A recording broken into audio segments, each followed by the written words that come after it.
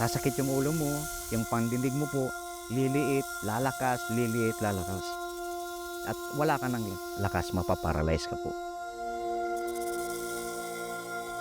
Parang ang mata ko garo, nawawala na akong paningin. Yun, pag mga kalating oras pa, yun, nangisay na ko. Bumula po yung bibig ko. Wala na akong pikit na yung mata ko. Pero narinig mo yung conscious na nagbuhay. Yung talukap ng mata ko parang bumabagsak na. Mabagsak na. Sabi ko parang ito na yung, parang dito na ako mamatay. Sabi ko sa palagay ko lang. Kasi yung mata ko, pinipilit ko pong buksan. Hindi na po ako makapagsalita. Gusto ko tawagin yung kapatid ko, hindi ko na pumatawag kasi yung unti-unti nang maglalak. Ito ang mga karaniwang nararamdaman ng isang taong natuklaw ng Naha philippinensis o Philippine Cobra. Isa sa pinakamakamandag na cobra sa buong mundo. Pero ano ang iyong gagawin kung ang kobrang kinatatakutan nasa loob ng iyong tahanan?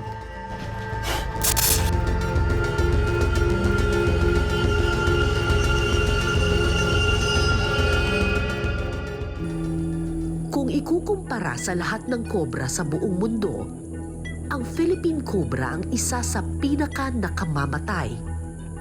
Sa Luzon lamang ito matatagpuan at ayon sa ilang pag-aaral, ang rehiyon ng Bicol ang may pinakamataas na bilang ng mga namatay sa tuklaw ng kobra.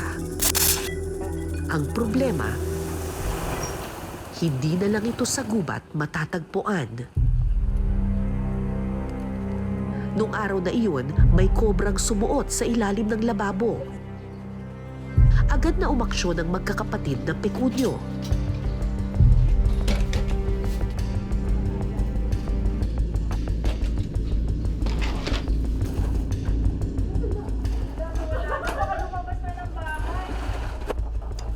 Ito yung isa, sa loob. Kilalang snake hunters ang Pecunio Brothers. Sila ang madalas tinatawag ng mga taga Bicol kapag may nakikitang kobra sa kanilang lugar.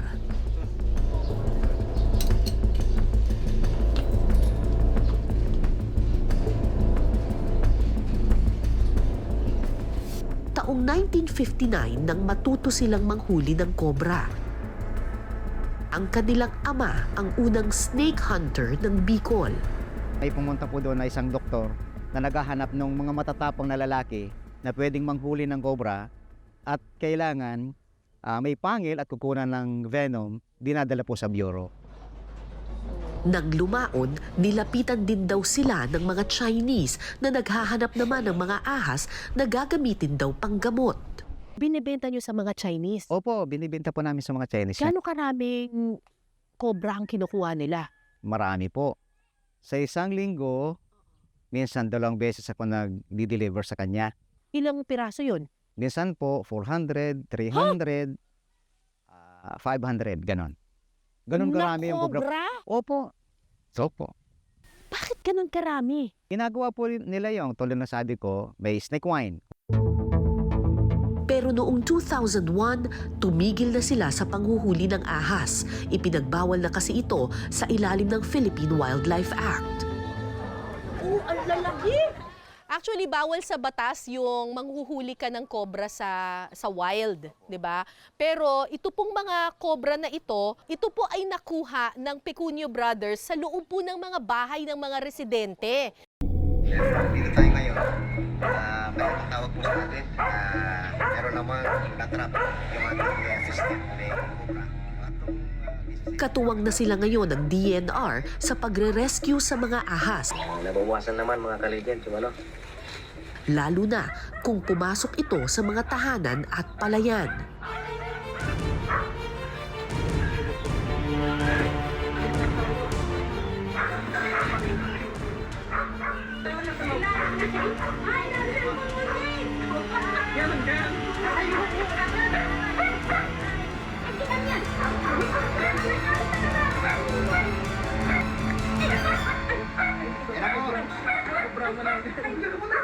Iluluwa niya? Oo, iluluwa. Busog na busog. Daga ang pangunahing kinakain ng mga kobra. Ito ang dahilan kung bakit pumapasok na rin sa tahanan ang mga ahas. Kung nasaan ang daga, doon din sila maglulungga.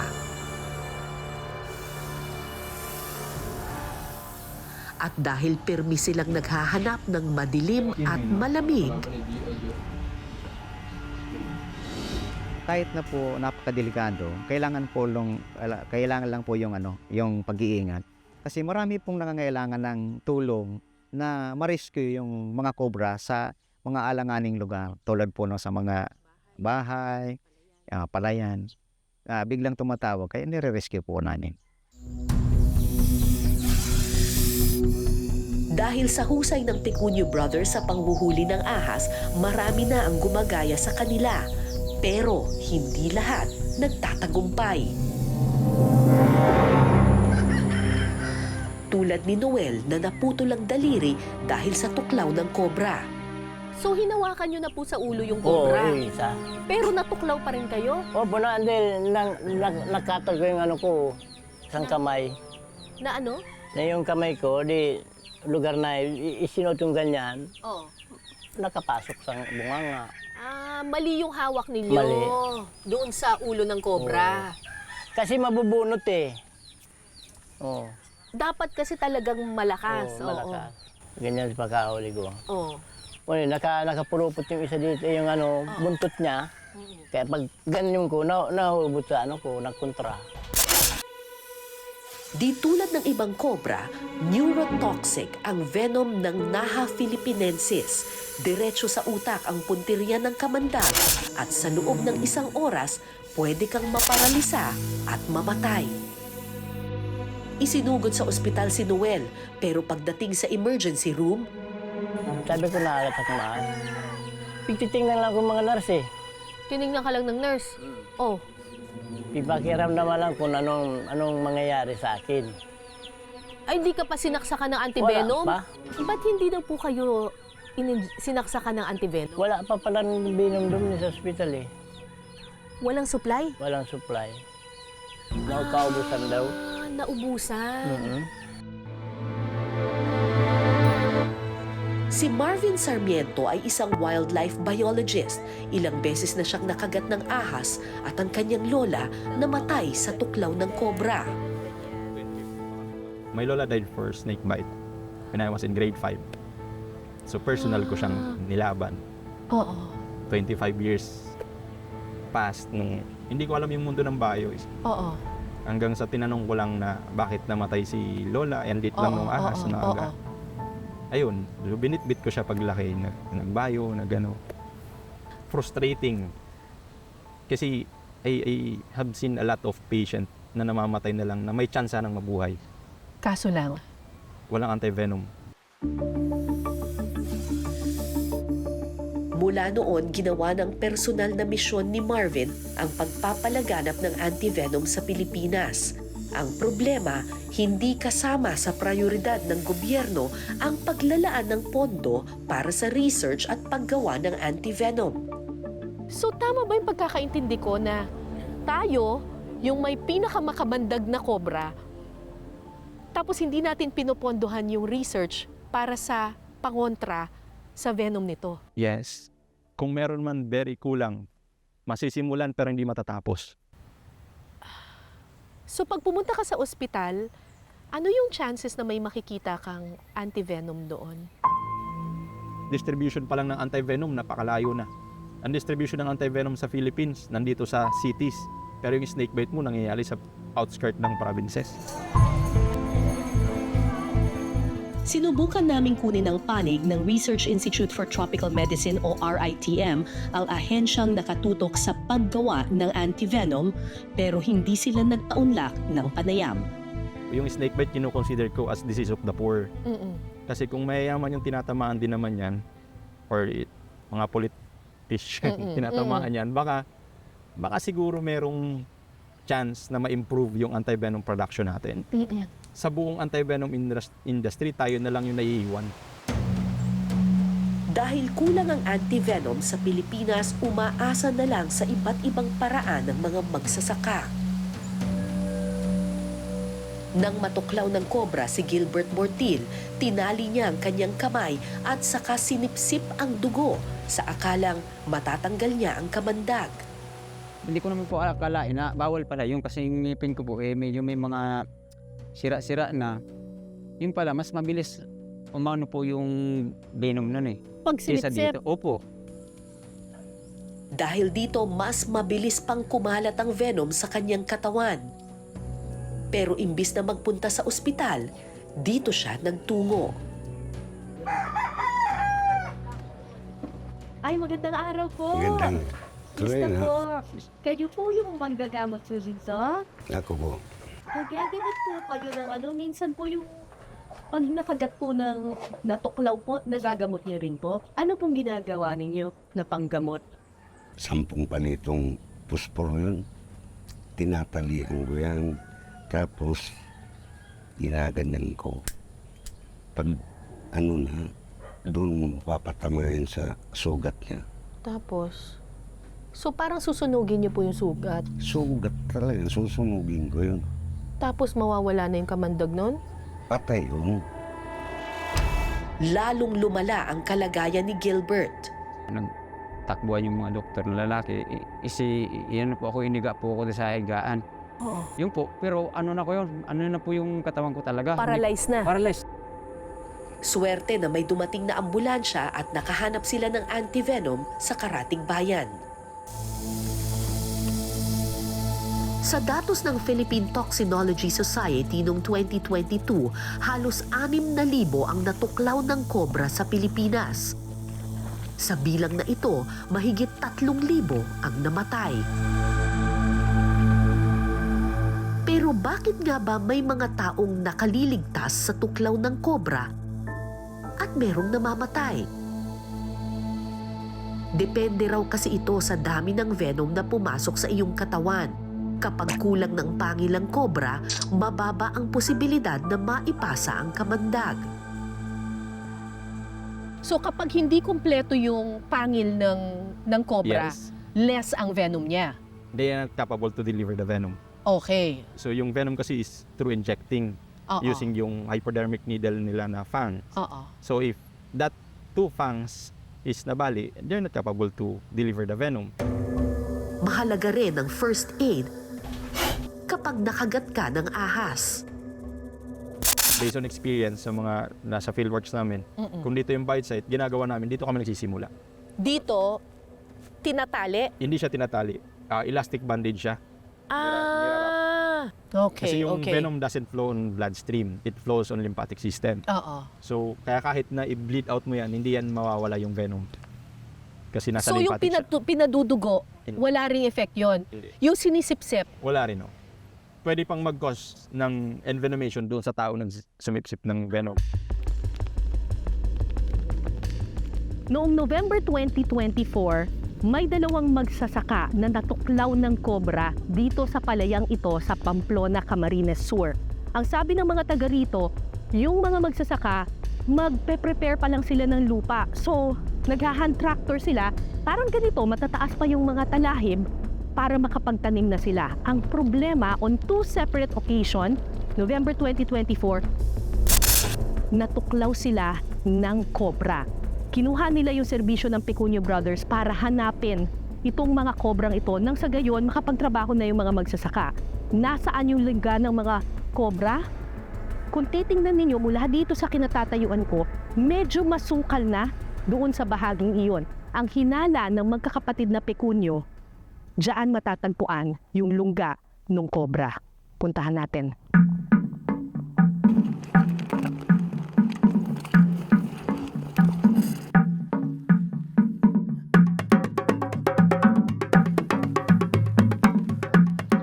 Maya-maya, tumigil kami sa isang lumang kamali. ano po yung nandito? Yung itlog ng kobra. Ayan. Oh my God, ang dami.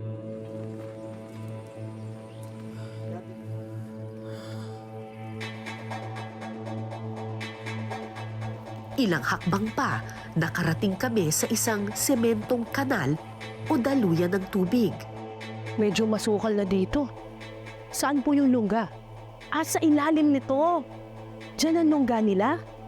Paano niyo po nalaman na dyan yung lungga? Ito po, ito na naman yung dinanan yan. Yan po yan po yung butas yung tin. Para siyang Islam sa dinanan ng platform. Nasa ilalim niyan yung mga ahas.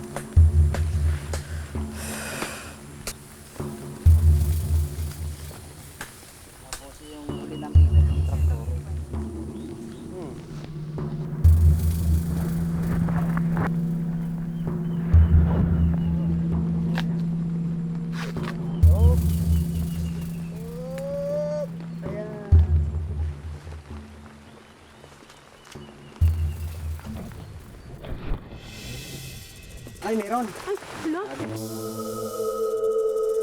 Ay, nakita ako, Diyos ko. Ang laki. Halos nasa tapat lang ng palayan ng kanal na ito.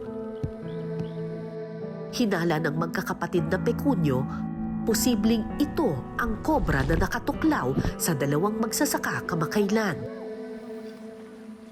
Ay, ano? Ay, lumusong sa tubig yung ahas? Oo, ito siya.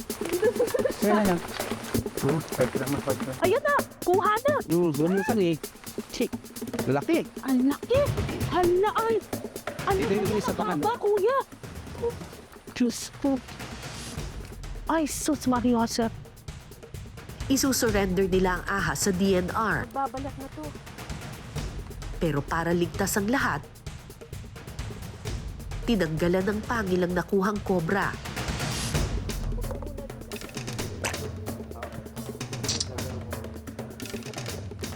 Kusa naman daw itong tutubo makalipas ang 2 linggo. Kapag ordinaryong taong nakakuha dyan, baka Ayon kay Kuya Virgilio, ang pagkuha ng kobra sa lugar na ito ay hindi lamang para sa kaligtasan ng mga magsasaka, kundi para din sa kaligtasan ng kobra. Sa isang gilid, may nakita kaming kalat-kalat na balahibo ng ibon. May mga hunter dito Marami pong hunter dito ng ibon. ng ibon. Pag natsempuhan nila ang kobra, Babarilin yan. Di na sila mamamaril ng ibon kasi mas malaki ito. so mas magandang kinuha na natin siya, ilipat sa gubat kung saan mas may chance na mabuhay siya, malayo siya sa tao. Opo. Akala ko tapos na ang aming misyon. Pero nang silipin naming muli ang ilalim ng semento, Ayun siya pa? Opo. Ayun, nakita ko. Bumalik. Kuya, banda dito. hindi lang pala isa, kundi 2 ang kobra sa ilalim ng bato.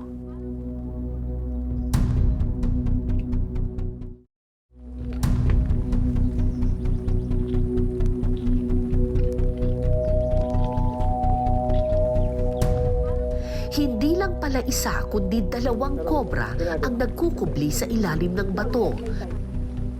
Yan ang nakatuklaw. Dahil 2 magsasaka na ang natuklaw sa bahaging ito ng palayan, importanteng mailayo ang mga ahas at mailagay sa mas ligtas na lugar. Ay, lumabas na? Pero dahil nakasiksik sa sulok ang pangalawang ahas, medyo nahirapan ang Pecunio Brothers sa pagkuha rito.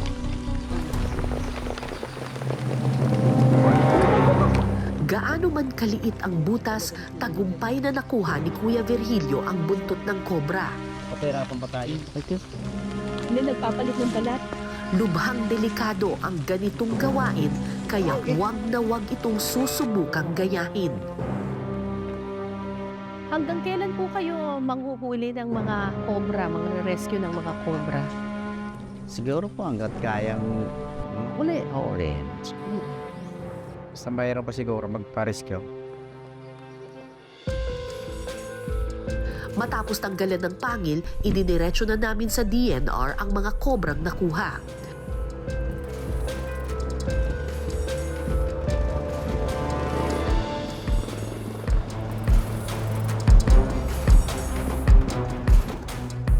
Lahat ng nakukuhang ahas ng Pecunio Brothers isinusurrender sa DNR. Yung ba yung pinakamahaba? 56 57? 54. Pakakawalan nila ang mga kobrang ito sa Bicol Natural Park.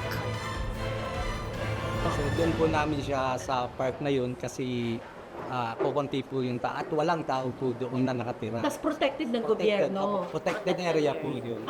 Good. So doon, hindi sila makakatuklaw ng tao, hindi sila papasok sa mga bahay. Yes po. At the same time, hindi rin sila Madidisturb.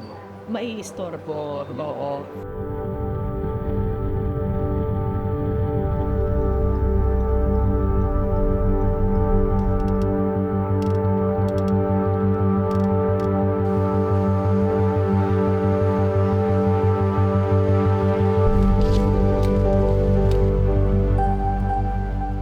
Gaano man sila kinatatakutan, mahalaga ang papel na ginagampanan ng mga ahas sa balanse ng kalikasan. Pag nawala yung Philippine Cobra, dadami rin yung daga. Pag dumami yung daga, madadami yung peste. Pag dumami yung peste, dadami rin yung iuunti yung supply ng pagkain. Aminin natin o hindi, may contribution sila sa ecosystem. And whenever a human being interrupt with that ecosystem at naging egocentric na, nawawala, nadidisrupt yung ecological balance. Hindi yan mararamdaman 10, 15 years from now, but yung impact niyan sa farmers and sa food supply napakarami. Yan, magparami na kayo dito. Kapag may makitang ahas sa inyong tahanan, imbis na patayin, mas mainam na itaboy na lang ang ahas o tumawag ng mga eksperto para ito'y sagipin. Marami kayo dyan. Buhay kayo ng matiwasay. Humayo kayo at magpakarami. Dahil tulad ng bawat nilalang, may karapatan din sila sa ligtas na tahanan.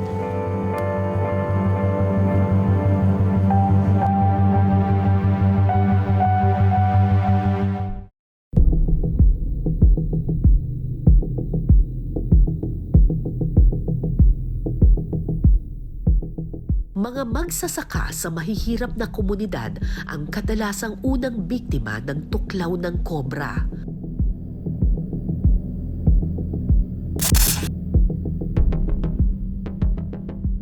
Ilang dekada nang isinusulong ng mga sayentipiko ang paglalaan ng pondo para lumikha ng antivenom. Nang sa gayon, wala nang kailangang mamatay sa tuklaw ng ahas. At wala na ring ahas ang dapat patayin dahil lang sa takot natin.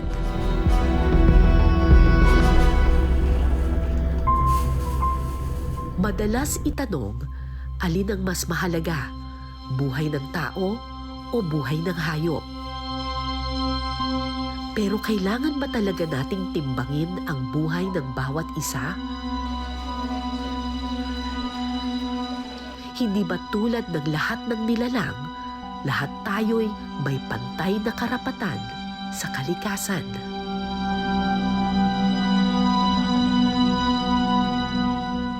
Dahil hayop man o tao, parehong may mahalagang papel na ginagampanan sa mundong ito. Ako po si Cara David at ito po ang Eyewitness.